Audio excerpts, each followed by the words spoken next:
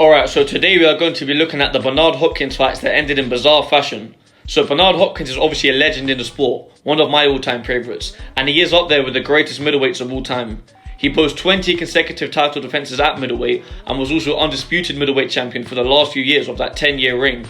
Hopkins also boasts a world-class resume at light heavyweight, and he holds the record for being the oldest world champion in boxing history, as he actually won the light heavyweight title at 46 years old and would become light heavyweight champ again at 48 years old, and then won a light heavyweight title unification fight at 49.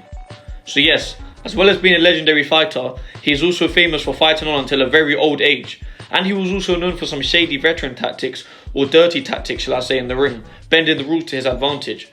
Some people admired a crafty old veteran doing what he had to do for the win, and some were sick and tired of his shenanigans and supposed lack of entertainment in his later fights. But no one can deny that he was a big character in the sport and fought at the top level for many years. Just to note though, the veteran tactics Bernard was famous for were actually present throughout the earliest stages of his career. Well, not that he was particularly young when he was first having success in his boxing career, but either way, Bernard being Bernard, his antics would often have a significant impact on the fight, and this would lead to his fights ending in controversial fashion a few times. Plus, being that he had boxed for so many years, some crazy stuff was bound to happen at some points. So what I'm going to do now is show you guys the 4 fights throughout Bernard Hopkins' career that ended in unorthodox fashion, going in reverse chronological order. Okay, so the first fight we are going to be looking at is Bernard Hopkins vs Joe Smith Jr., which happened in 2016. I'm sure most of you know what happens here, and the result of this fight is more to do with Bernard Hopkins fighting on until old age rather than being a result of his antics. But it is a rare type of ending to a boxing fight. So this would actually be Bernard Hopkins' last ever fight. He was 51 years old going up against a 27-year-old up-and-coming power puncher Joe Smith Jr. But age wasn't the only issue here for Bernard Hopkins, it was inactivity as well. The older you are, the more you need to stay active to keep your juices flowing. Pause. But Hopkins was coming off of a layoff of over 2 years since his loss to Kovalev in 2014, and Hopkins is of course renowned for his longevity and his cagey style, which allowed him to box at world level and remain very defensively responsible in the ring in his 40s. But a 49-year-old Hopkins finally began to show his age against Kovalev in his last outing to that point, and he was now having his first fight in his 50s, coming off of the longest layoff in his 28-year pro career. When this fight with Joe Smith Jr. would commence, we would see signs of Bernard Hopkins' old age from early in the fight, with the relatively untested Smith being able to connect consistently on the usually cagey and hard to hit Hopkins. It was Hopkins' endurable legs that allowed him to run circles in the ring in the past, but his legs didn't quite look the same this time out. So the fight was fairly competitive, with Hopkins catching Smith with some good shots, but the better work was coming from Smith for the most part, and Smith was ahead on 2 of the 3 judges' scorecards going into the 8th round. But the 8th round is when the fight would come to its famous ending. To Hopkins, 2 possible opponents. Big right hand. He's out. Oh my gosh. That's Joe crazy. Smith, That's who crazy. Dan Rayfield suggested as an opponent, has just knocked Bernard Hopkins out of the ring. Out of the ring. He should have 20 seconds to get back in. If he can get back in 20 seconds, he's not knocked out. I don't think he's aware of that. And he's being assisted. He's being assisted by a lot of people at ringside. He's out on his feet. That should disqualify him. He's out on his feet, though. And it's over. It's over, and it's going to be a knockout victory for Joe Smith. Yes, Joe Smith Jr. had knocked him out of the ring after backing him up to the ropes and landing a flurry of hooks. Now boxers are given a 20 count to get up and get back in the ring after being knocked out of the ring, and Hopkins failed to make it back into the ring within the 20 count, deeming this a KO loss for Hopkins, his first ever KO loss. If you notice, Hopkins did not really seem to attempt to make it back into the ring for the 20 count. Hopkins remained conscious after the back of his head hit the ground, but it was an ankle injury that left him unable to continue, according to him. Hopkins would claim he was pushed out of the ring and continued to dispute the result, saying it should be a no contest. But there is an end point.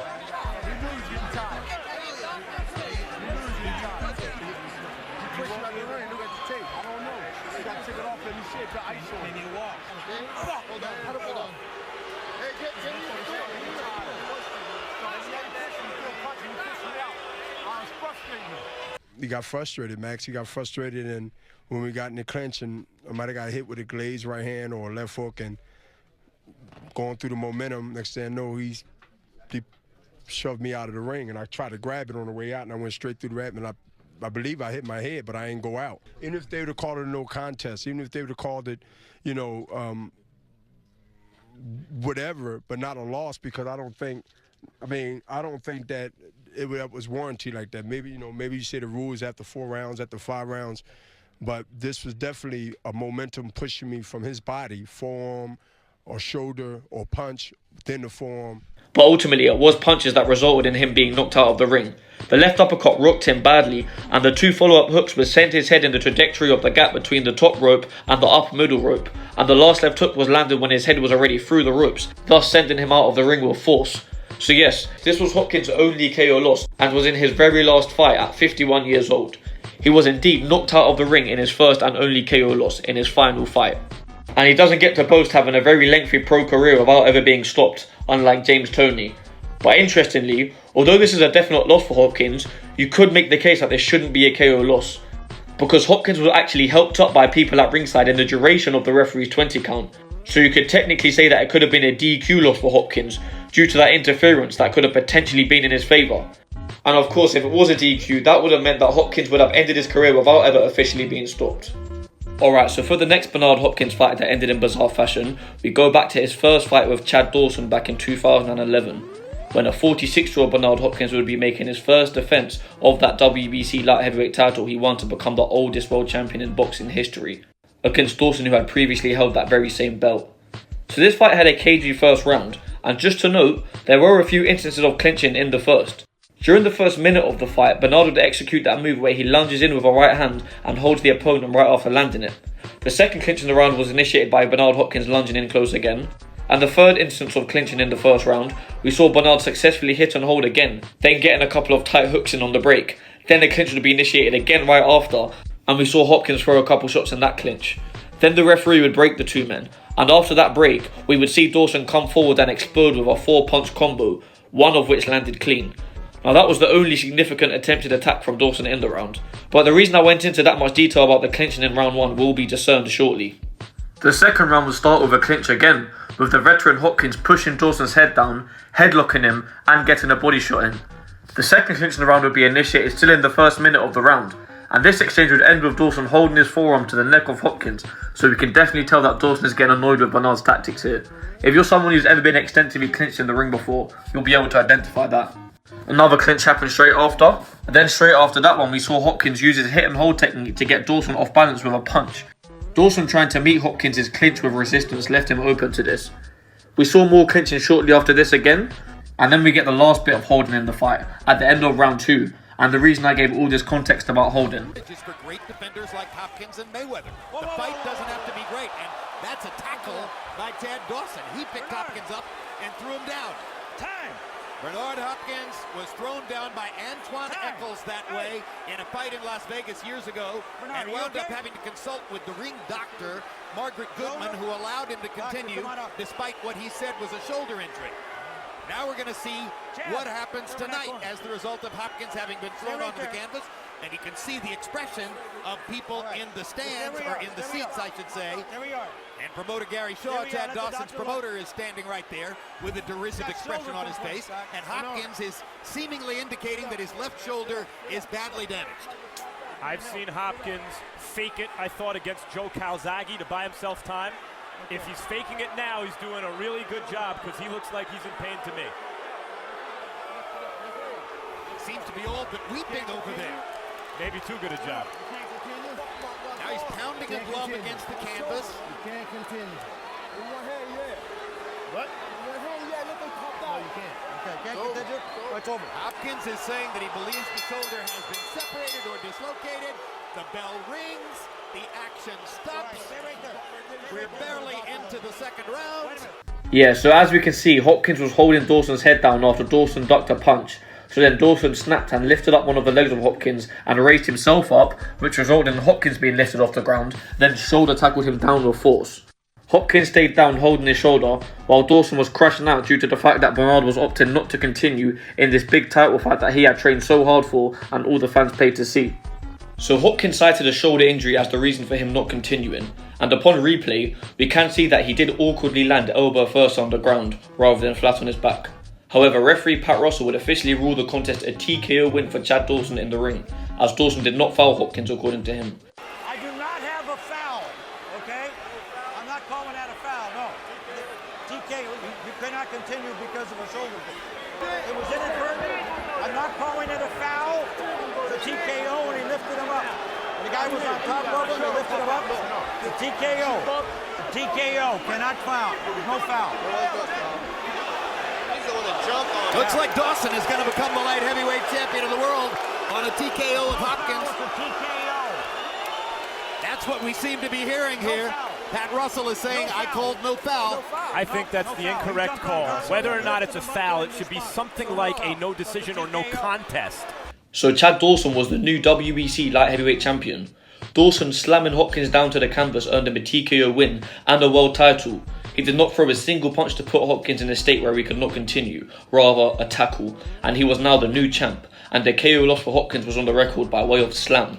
Well, as I said, Hopkins' last ever fight against Joe Smith Jr. was the only time he was officially KO'd in his career, and that is indeed true. As 5 days after the Hopkins vs Dawson fight on October 20th, the WBC, of course the body sanctioning the bout, deemed the fight a technical draw, so ultimately Hopkins would remain the WBC champion. So Dawson held the WBC light heavyweight title for a few days, but that particular reign is retroactively wiped from existence, of course. The WBC consequently ordered a rematch between the two men.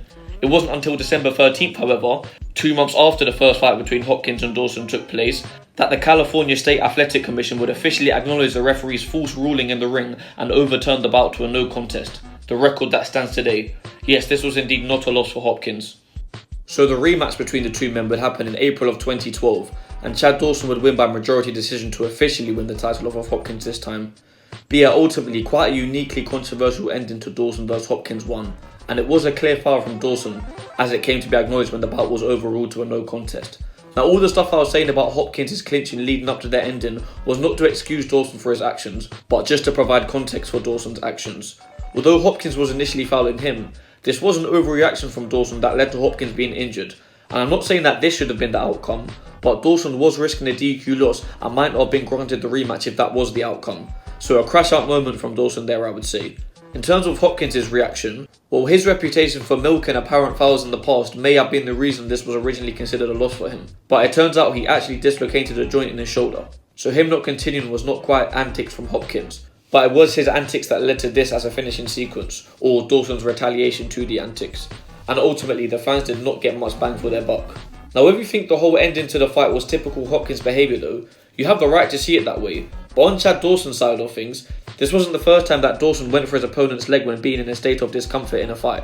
And speaking of this particular incident not being the first time for something, after Hopkins was dumped down by Dawson, Jim Lampley on commentary mentioned that this was the second time Hopkins was sort of slammed down like that in his career. The last time being in his rematch with Antoine Eccles back in 2000. Stop with the right hand counter by Hopkins off of a right hand by Eccles. And as Eccles pauses to try to talk to Tony Weeks, Hopkins hits him and Eccles retaliates by body slamming Hopkins. And Hopkins is acting as though he's really hurt his shoulder badly. He seems to be in agony there. He landed directly on that right shoulder. Bernard is faking. Well, you could easily get a separated shoulder there. Then, without question, Bernard Hopkins is going to win this fight by a disqualification. At the end of 2 rounds, we heard Eccles' second tell him, go out and foul him. And he just picked him up and dumped him. And Bernard may have a dislocated shoulder without question. Absolutely, Antoine Eccles should be disqualified. Go to the scorecards. No ifs, ands, or buts about it. No scorecards. It's a disqualification for Eccles, for Hopkins. And that's all there is to it. Unless, of course, Hopkins chooses to fight again. And it's hard for me to imagine that he would after this. I doubt if he's going to fight anymore. And I'm quite sure he's not faking it because he was winning the fight. No, it's totally intentional, the foul. Well, a lot depends on the condition of that right shoulder, which is what he landed on. Evidently, he's elected to fight. You want to fight? Nah, hold on, stay right there. I think he has to be looked at by a physician, by trainers. Yeah. Take 2 points. Okay, hold on. Stay right here. Okay. So, 2 points right over here. 2 points over here. 2 points over here. Listen, get over here. The fight, listen to me. The fight is going to continue. Listen. Hold on. The fight is going to continue. Both of you guys are flirting with disqualification. Okay, you cannot pick up. Listen, because you cannot pick somebody up and just throw them You're down. not just- Now listen. The fight is going to continue. We're going to keep it clean. Hold it right there. Stay right there. Listen to me. The fight is going to continue. You listen to me, Bernard. You could be disqualified too. You hear me? Listen to me. You could be disqualified too. So listen to my commands. Okay, here we go.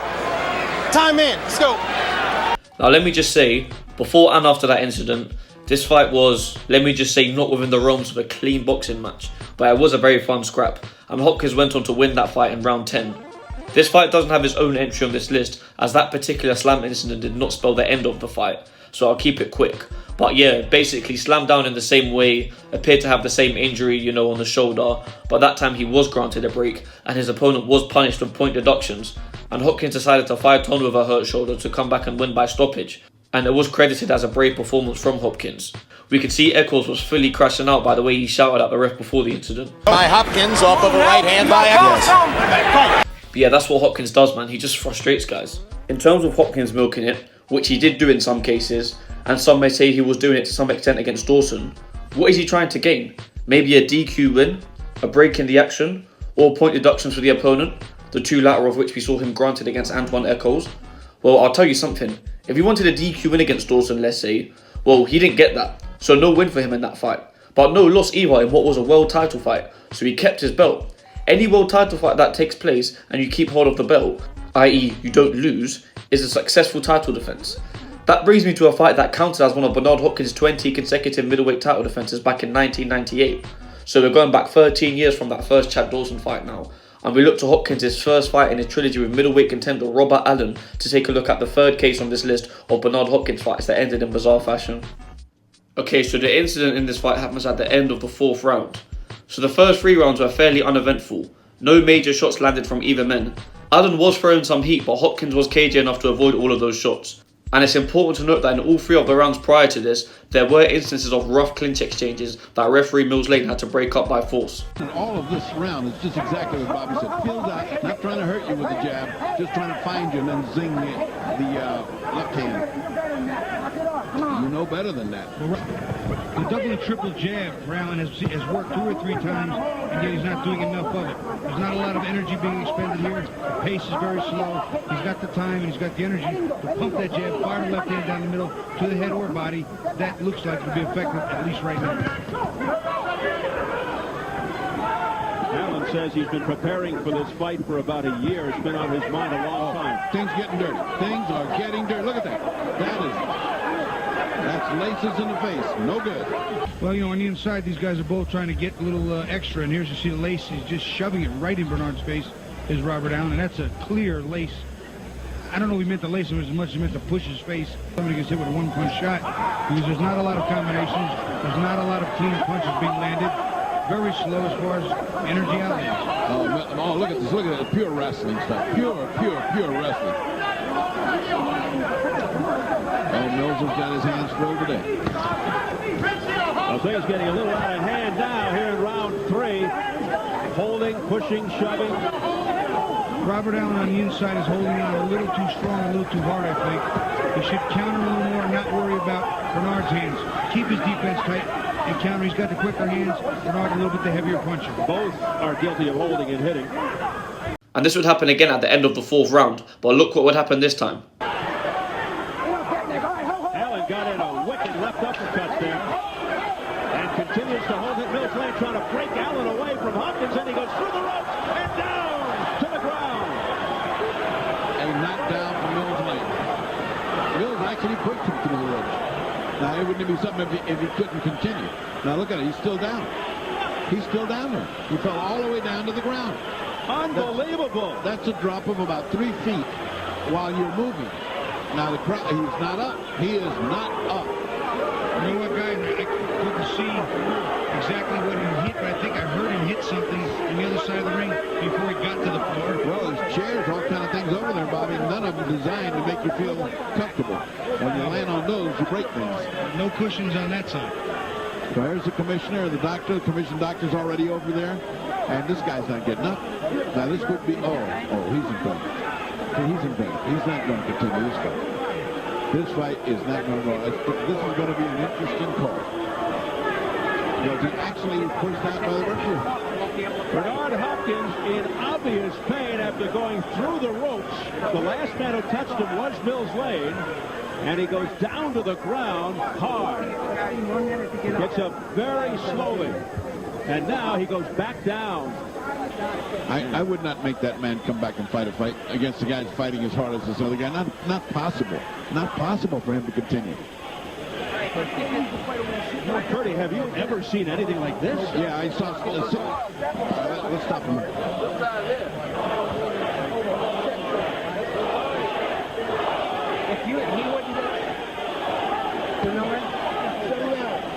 Very close. Taking his gloves off. He's going to take his gloves off. That's it. He's going to take his gloves off. I saw Wilfred Scipion and Mustafa Ansho do this, where they couldn't continue. Went right through like a bullet and landed on the... Unified rules say that he has 20 seconds to get back into the ring unassisted, or it's a TKO. But in this case, it was the referee who tossed him. The referee was trying to break him up and push him apart. And as he pushed him apart, Bernard Hopkins tripped, slipped on his own feet, and rolled right out of the ring. I mean, literally rolled out. I would think you'd have to call this a no contest. I mean, I don't know what you could call this. I mean, you can't lose a championship on this. You just have to no contest and do it again. There's Dan Dawson of America Presents, who handles Bernard Hopkins, shaking his head in disgust with Mills Lane. What a bizarre turn of events here. Bernard Hopkins through the ropes.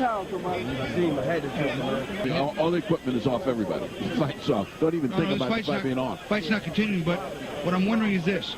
The fight's going a certain way. One of the fighters has a foul. Maybe he makes more out of it. As we continue to await a resolution of this strange scene. All right, let's take a look. Let's replay this. Now, you see that arm lock that he's got there? He's protecting himself, but Allen's got the arm lock, and he's punching once he gets it. Now, here comes Mills. Mills is trying to get him apart, but they're not going. Oh, that's right in the face by Mills. Mills pushes him, and the last guy to touch Hopkins is Mills. And Hopkins goes out like a flying torpedo and lands on the floor. You know, from overhead, you can see that they're clearly tangled up. Hopkins is trying to get a shot in, so what happens? Allen tries to get a little shot in, too. He'll put a little shot in. Back and forth they go. Mills Lane has to get in between them to separate them, but here he puts his hand right on Allen's face, which I'm sure he didn't mean to do on purpose. He was just trying to break him, but because of the balance, still holding on Allen, Hopkins was off balance, and he threw him right through the ropes. And there you can see as he falls, I can't see if there's anything he hit. There was nothing there. I'd be willing to bet he hit something. All right, there was nothing there. Watch the forearm of Lane. Once he puts his hands on the face, there you go. Now watch the forearm of Lane. See, watch him. See. There he goes. And that's he was trying to drive him apart, and he drove him out of the ring. See, he did not hit anything but floor. There was nothing there but floor. And that hurts, gentlemen and ladies. That hurts.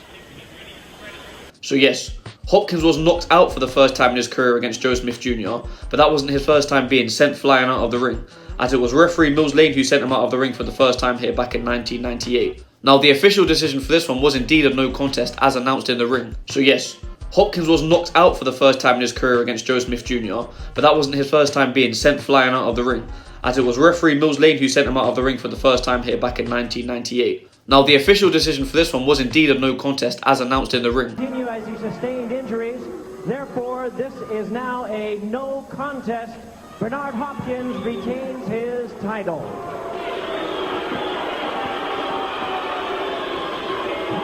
It's insane that this happened at the very end of round 4, as 4 rounds must be completed for the decision to go to the scorecards if an accidental foul, or just an accident shall I say here, occurs that leaves a fighter unable to continue by doctor's orders. But this fight was a few seconds shy of 4 completed rounds, hence the no contest. But just to note, Hopkins was ahead on 2 of the 3 judges' scorecards after 3 rounds, having won all 3 rounds on one of them. So what do you guys think about Hopkins being sent out of the ring here? Some theorise that Hopkins took a dive in this fight as a way out. But if this was a genuine accident, it would appear that Hopkins was off balance due to being headlocked by Robert Allen as they were stepping back due to Mills Lane attempting to push them away.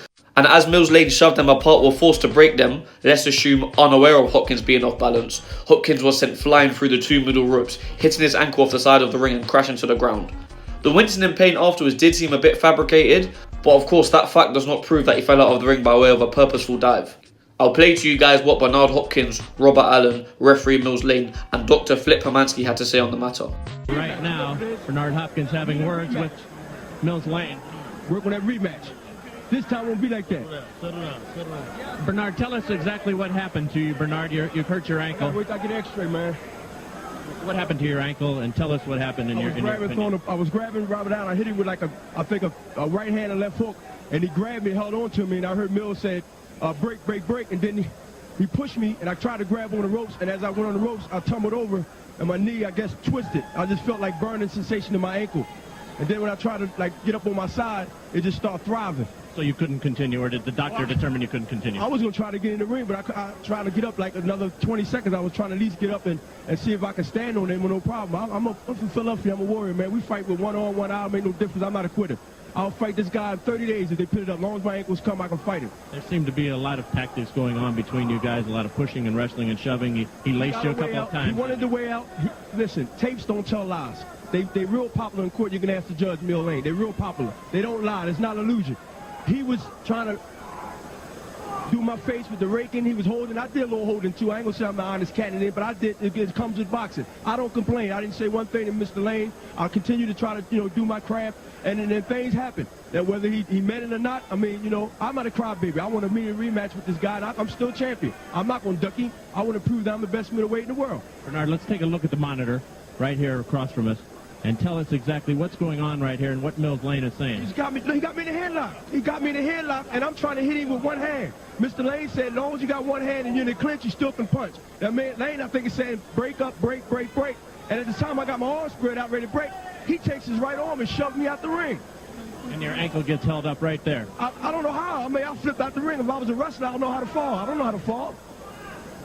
What did you say to Mills Lane? You did not like taking this victory, do you? I don't know. I mean, I'm a Philadelphia fighter.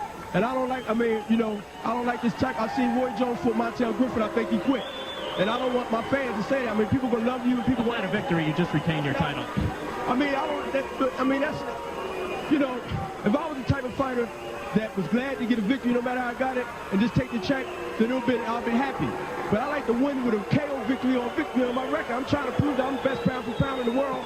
And junior middleweight to super middleweight, I want to take all the champions. And this, I don't think helped me at all make that claim until we do it again. I wanted to do this fight again. Champions do that. All right, Bernard, we hope your ankle's all right. We have Mills Lane here with us. Mills, what is the ruling on this exactly? You were trying to break the two guys up, and then Bernard went out of the ring. He did go out of the ring, and I'll tell you this, I do not in any way think Bernard Hopkins quit. I do not believe that. It was an accident. They were wrestling around. The other kid had him in a clinch. I was trying to get him broke. They were near the corner. The rope was a little bit loose, not too bad, but they came toward the apron, and Bernard fell out. I could hear the crack when he went down on the deck. I know this man. I've watched him fight. I've watched him train. No way is he a quitter. It was going to be a rough, tough fight. I don't think anyone's suggesting that. Yeah. Well, so many people are great in a mood and this and that, the other thing, but these things happen in boxing. Let's take a look at it. Okay. We have a different angle. What is it that you're doing, and are you part of this at all? Are you part of this push at all, Mills? Well, I guess my momentum is there, no question. You got him around the head. I'm trying to push the glove back. As I try to push the glove back, then they go toward the ring. I try to separate him, then Bernard goes off. And your left forearm there, a little push too, huh? Well, yeah, I guess my momentum is part of it. So was it your decision, Bernard's decision, or Flip Pomansky, who has also now joined us, that Bernard could not continue? Flip, let us ask you that. It was my decision that he could not continue. It was actually my recommendation to Mills. He came down right on his ankle. It was twisted when we first got to him. He can't put any pressure on it at all. Are you concerned it may be fractured? Sure, and we will x-ray it. Robert, your point of view on this whole thing, it appears by watching the videotape, and we'll give you a chance after you respond, that you threw him out of the ring. Well, we got caught in the clinches. It was a rough and tough fight. Bernard fights that way. He punch in the clinches, hold, push. He's a rough, tough fighter. So I didn't throw him out of the ring. I just slipped to the side. He fell through the ropes and hit the bottom. And I mean, about the terminology, he didn't fall. I mean, he could have got up and fought. Well, no. The Dr. Flip Pomansky tells us that it could be a possible fracture of his ankle. So he's not. That's a very unfair assessment, and that's not accurate. Let's get back to this, however, right here. It was kind of a wrestling match. There was a lot of physical activity going on. Did it turn into something that you wanted? Was this your tactic going in, or was this not the type of fight that you were looking for? Well, I was looking for a boxing match, pick up the pace and initiate the contact, initiate the fight. But You know, Bernard fights that way inside, rough and tough. He wants to put his head down, come forward, throw elbows, and rough you up. You know what I'm saying? I wasn't going to allow it, so I did a little roughing up too. So it just happened. He says, Bernard Hopkins says, that you did this, Robert, because you wanted out of the fight, that he didn't feel that you could beat him. I was looking to win the championship tonight. I mean, I was winning the fight, by Lord, you know what I'm saying? And every round. Let's take a look at it and get your assessment as we roll the videotape here. In the clinch. Tell us what's happening. Look at the point holding hit. Look at that. Robert, go ahead. What's happening? Well, it's just rough and tussle kind of fight, you know? And he just pushed him right there. You wouldn't release the headlock. It's the referee between the both of us. I mean, it's just one of those things in boxing. What would you suggest as a remedy here now? Do you want another fight? You got to do it again. You know that. Come on. I was winning the fight. My Lord. Bernard didn't want to be. I mean, I was a little stronger. He's a lot older. He's going to lose the fight tonight, no doubt. He has experience. I made a few mistakes, but he's going to lose his fight tonight. It wasn't your dirty tactics to cause the end of this fight. Dirty tactics? I mean, we was boxing. Rough and tough fight. That's the way that guy fights. We both fought a rough and tough fight. The audience can't understand when four people are talking. Let's let Robert talk. Well, it's a rough and tough fight. That's the kind of fight he initiates. We fought it. It was rough and tough banging. Inside in the clinches. Mills had to break us up. One of those kind of fights. He fell through the ropes. I mean, we got to do it again. No doubt. All right, Robert. We look forward to seeing it. All right. No problem. Back to you, Steve. So what do you guys think then? Obviously, we can infer from each of the clinch exchanges in this fight, and Robert Allen's own words in the post-fight interview, that the roughness in the clinch was indeed a result of Allen not wanting to be taken advantage of by Hopkins' holding tactics. But do you reckon Hopkins flung himself out of the ring and played hurt? I'm sure a lot of you definitely wouldn't put it past him, and that result indeed meant that Hopkins kept his title. But it's also a question of whether or not Hopkins actually felt like he was in enough trouble in the fight and having that little success against Allen that he was so desperate for a way out. Now that's certainly up for debate. As I said, neither man had much success. But yeah, one who believes Hopkins wanted a way out in this fight will of course point to Hopkins' lack of dominance in the fight and the potential for Allen to do damage. Now I'm not going to show the full fight obviously, and I'm not going to give it a whole play-by-play analysis. So you'll have to go and watch the full fight to determine that for yourself. And even then, you still don't have a definitive answer. In case you didn't hear, Hopkins in fact cited an ankle injury to why he couldn't continue after falling out of the ring. The same injury he later claimed to have sustained when he got knocked out of the ring for the second time. And if it's worth anything, Hopkins' very next fight would be a rematch with Robert Allen, and Hopkins would claim the stoppage victory to again defend his IBF middleweight title. That second fight between them didn't necessarily end in bizarre fashion, so it's not an entry on this list, but there's a lot to talk about in regards to that fight, and I am planning on doing a video where I cover all 8 of the rematches in the career of Bernard Hopkins, so I'll speak more about Hopkins vs Allen too in that one. And fast forward to 2004 now, Hopkins and Allen would be having a trilogy in what was an undisputed title defense to Hopkins. Hopkins went on to beat Allen again by unanimous decision this time, and of course I'll also cover that one in the video about Hopkins rematches. Speaking of rematches, well, Bernard Hopkins' first career rematch did end in somewhat bizarre fashion. Yes, that brings me to Bernard Hopkins vs Segundo Mercado 2 back in 1995, the last of the 4 fights I'm covering in this video. Now this ending definitely isn't as wild as the other 3 that I just covered, so I'll try not to make this one too long, but it's a bit of a weird one for sure. The context of this particular fight is quite important, so let me lay that down first. So this was the 3rd time Bernard Hopkins would be fighting for the vacant IBF middleweight title, and the other 2 times were failed attempts, and Hopkins was yet to be world champion of any variation at this point. So if he lost in his rematch with Segundo Mercado, it's likely he would have kissed goodbye to world title hopes and gone on to have the great career that he had. Hopkins' first world title shot was his vacant IBF middleweight title fight with Roy Jones Jr. in 1993, which he lost by unanimous decision. After the loss to Jones, Hopkins put 4 wins together to earn IBF #1 contendership again, and Roy Jones, the very man who Hopkins of course lost to in his only title fight to that point, had vacated the IBF middleweight title to move up in weight and challenge for James Toney's IBF super middleweight title. So now the IBF middleweight title was free, and Bernard Hopkins would be going over to Ecuador in December of '94 to fight 2nd ranked IBF middleweight contender Segundo Mercado for the vacant strap. But this fight would ultimately result in a draw, so the belt would remain vacant. So yes, after that fight in Ecuador, Hopkins was 0-1-1 in vacant IBF middleweight title fights. That first fight over in Quito, Ecuador was indeed a tough fight. It was fought at an altitude of over 9,000 feet. The 2 men went to war in that fight, and Hopkins was actually knocked down twice, but of course he got up off the canvas both times to continue fighting gallantly. Of course, with the result being the draw in that vacant title fight, the rematch was the next logical step. So the 2 men would be having their rematch in the United States in 1995 for that same title that was of course still vacant. So this was the make or break for Hopkins. So of course the rematch would not go the distance as we are looking at fights that ended in bizarre fashion. And we know Bernard Hopkins did go on to be a great, so he of course won this third shot at a vacant title and defeated Segundo Mercado in this rematch. But before I describe the build up to the stoppage, I'll play the clip of the stoppage because it does look a bit abnormal at first glance. That right hand was better than the others because he caught Mercado coming in and walked right into it. There's a lot of time left. And that is a big factor. This time, Early in the 7th round as Hopkins barrels in again and digs to the body. Well, I'll tell you what, blood just squirted all over my paperwork and all over me. Let him go. There is no let up in this attack by Bernard Hopkins. he says let him go, but Mercado ain't letting go. And I don't blame him. All it, that's it. That is it. Roddy Battle waving it up. So yes, Hopkins had finally won the middleweight title with a TKO victory in a big rematch. So how did we get to that point? And why did the stoppage look like that? So the stoppage happened just over a minute into the 7th round, and Hopkins hurt Mercado multiple times in the fight before that point. Hurt him at the end of round 4, then Mercado didn't appear to have recovered in the break between round 4 and 5, as Hopkins was knocking him all around the ring for basically all of round 5. Mercado looked rocked, but he remained game and was throwing back. Then in round 6, Hopkins was stunning Mercado with hard chops again. And just to note here, throughout these rounds we did see a bit of the old dirty work from Hopkins, mainly punches below the belt on the far side of the referee. Note that, far side of the ref. The ref can't see them. Smart tactic that Hopkins was known for. Okay, so when Hopkins would rock Mercado with a right hand in that 7th round and went to pursue him, Mercado initiated a clinch that was broken up by the ref, and Hopkins would pursue him again and landed another right hand. But when Hopkins is being the aggressor, he comes in very close. So the rocked Mercado would get Hopkins in a sort of tie clinch, and Hopkins was teeing off with tight shots, and after evading a couple, Mercado went in for the underhooks, and Hopkins capitalised on this by holding one hand of Mercado under his arm, which the ref didn't see. So when the ref had to really start enforcing the break, he thought he was trying to stop Mercado from holding, but the tie-up was fully initiated by Hopkins at that point, and Mercado looked stunned after the enforced break, so the ref stopped it.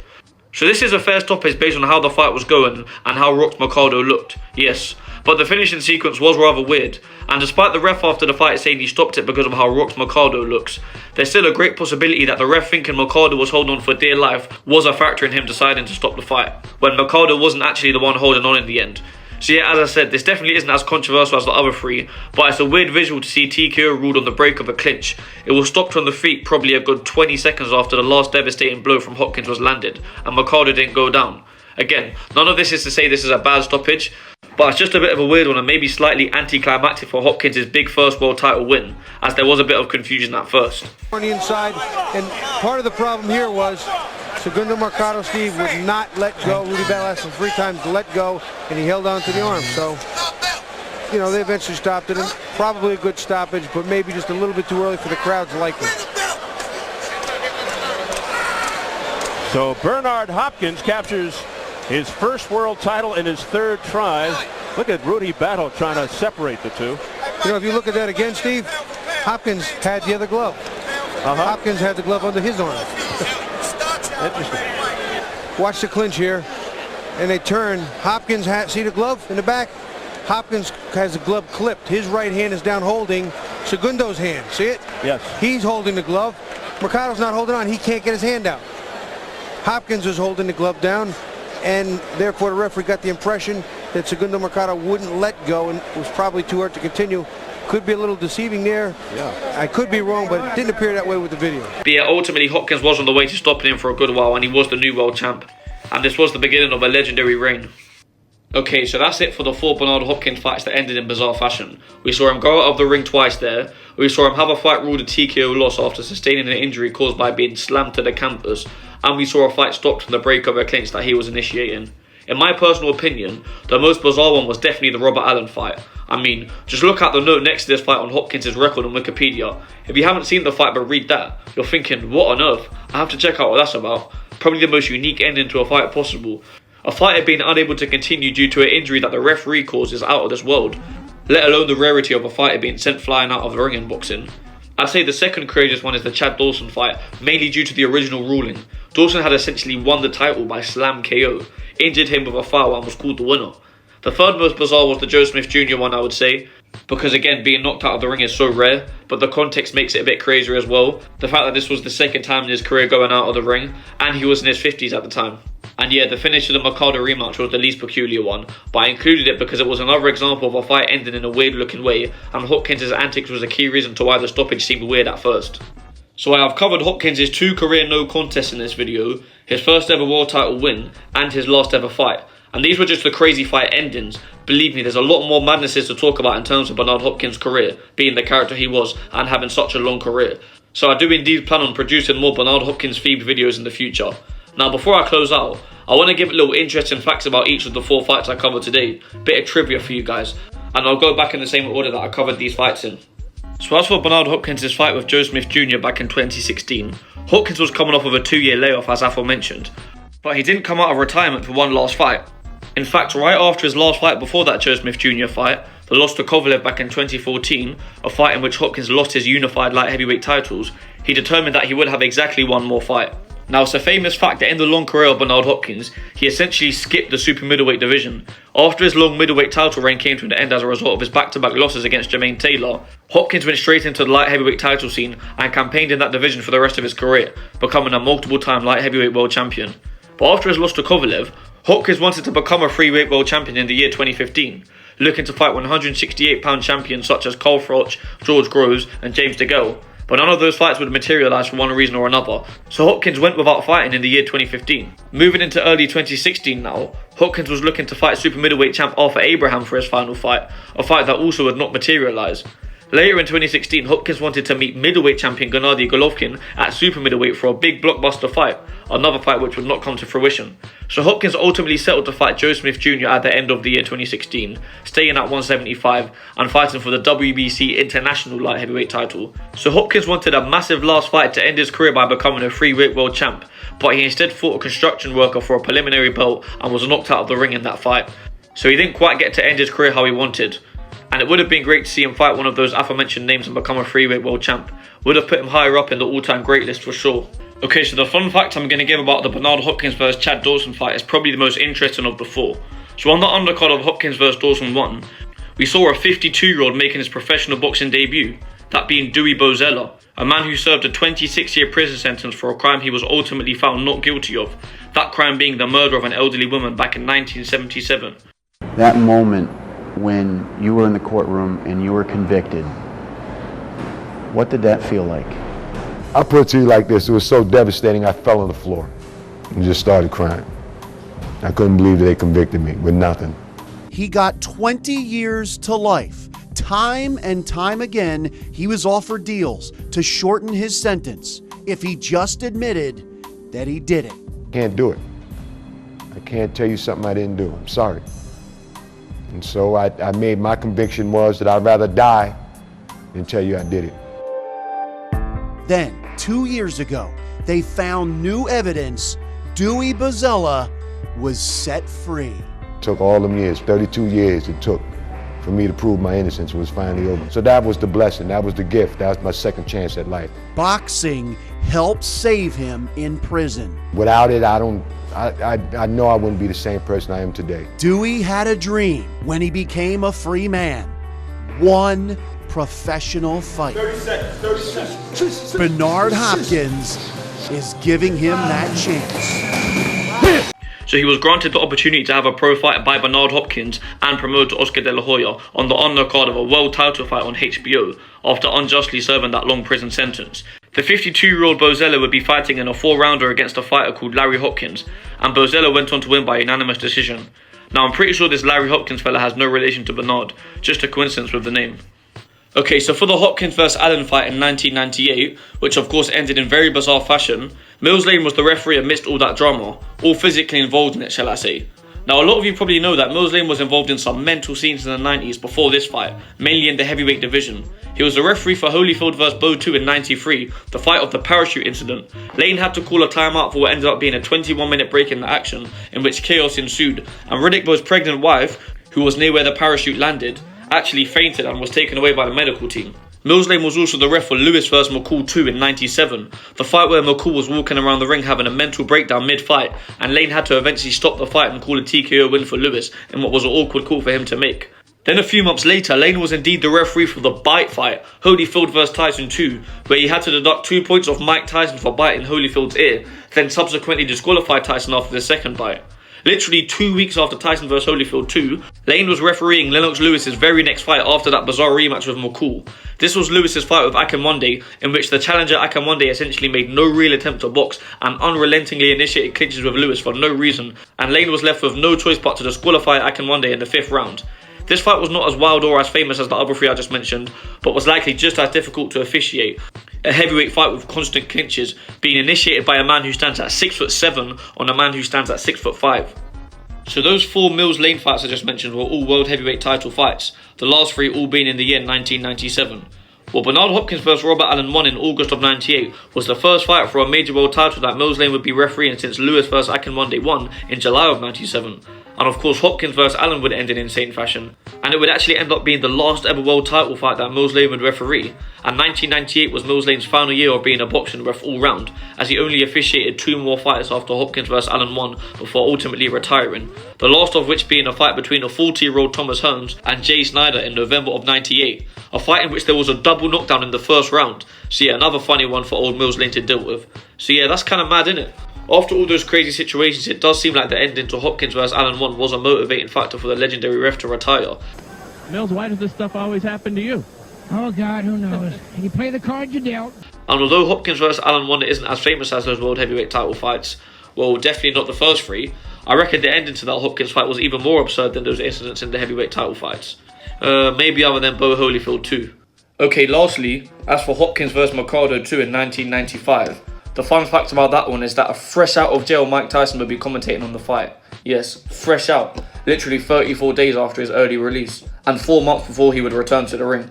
The Hopkins vs Mercado 2 card was Tyson's first appearance on a boxing broadcast since his release from prison, despite there actually being 2 world heavyweight title fights between Tyson's release and Hopkins vs Mercado 2. Well, I say the Hopkins vs Mercado 2 card, but another factor on that fight, that big vacant IBF middleweight title fight rematch between Hopkins and Mercado was actually a fight on the undercard of the IBF junior middleweight title fight between Simon Brown and Vincent Petway. The challenger Simon Brown was the much more acclaimed fighter and a huge favourite, and the underdog Vincent Petway was making his first defence of his newly won title. Now this main event was a crazy fight, and it would end in insane fashion in round 6 when underdog Vincent Petway knocked Simon Brown sparko with a left hook that had Brown spazzing out on the floor. Now 3 years after his loss to Petway, Simon Brown would challenge for the IBF middleweight title against none other than Bernard Hopkins, and Hopkins would stop Simon Brown in that fight to defend his title, so Hopkins would go on to knock out the man whose undercard he was on in his first world title win, in his 7th defence of that very same title. So yeah, that's it for the trivia. Kinda went off a bit there, but they were all of course related to the 4 fights I just covered that ended in bizarre fashion. And I didn't want to mention all that extra stuff during the entries as I wanted the main focus to be on the stoppages itself.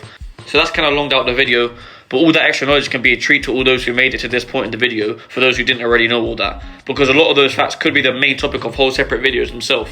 So yeah, what fight ending was the craziest though? When the ref stopped to fight in favour of Hopkins on the break of a tie-up that Hopkins was holding on to? When the ref accidentally pushed Hopkins out of the ring, leaving him unable to continue? When Hopkins was tackled to the ground, which originally left him with a stoppage loss and the losing of his world title before the decision was overturned days later? Or when he was simply knocked clean out of the ring, as a 51-year-old mind you? Comment your say down below, and you have been listening to O.M.E. Boxing.